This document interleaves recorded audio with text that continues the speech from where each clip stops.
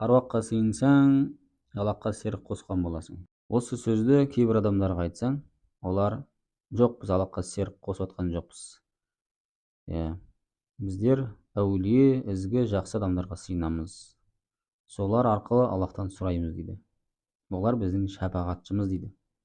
Шапағат деген не ол? Шапағат деген араша түсу, делдалдық деген мағына береді. Мысал келтіретін болсақ, әкімнің немесе патшаның не президенттің құзырына кіру үшін ортада бұл таныс, делдал болу керек. Өзің тікелей кіріп кете алмайсың. Сенің сөзіңді сөйлейтін сол патшаға жақын болған бір адамды іздейсің.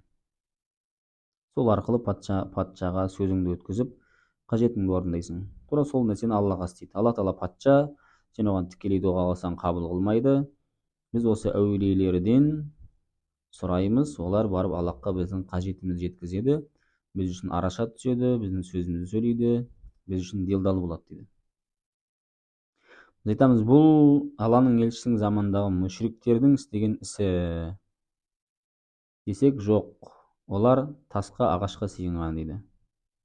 Жоқ, бұл өтірік нәрсе. Олар тасқа, ағашқа сыйынған жоқ. Олар әруаққа сыйынған. Сол тас мүшіндерде сол адамдардың әруағы бар.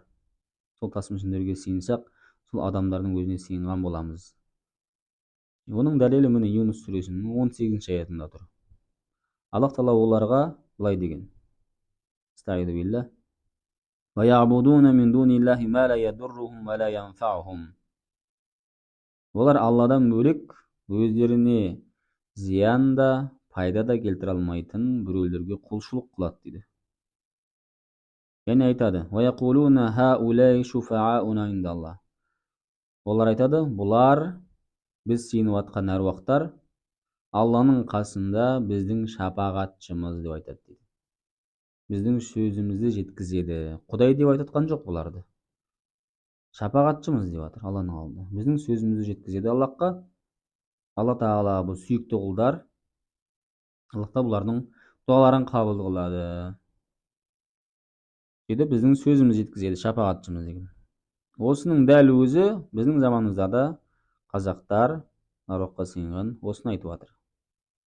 Біз Арыстан бабқа, Яссауиге, Домалаған аға, Айша бибиге сыйынғанда бұларды Құдай деп жатқан жоқпыз. Бұлар ізгі адамдар болған, біздің сөзімізді Құдайға, Аллаға жеткізеді.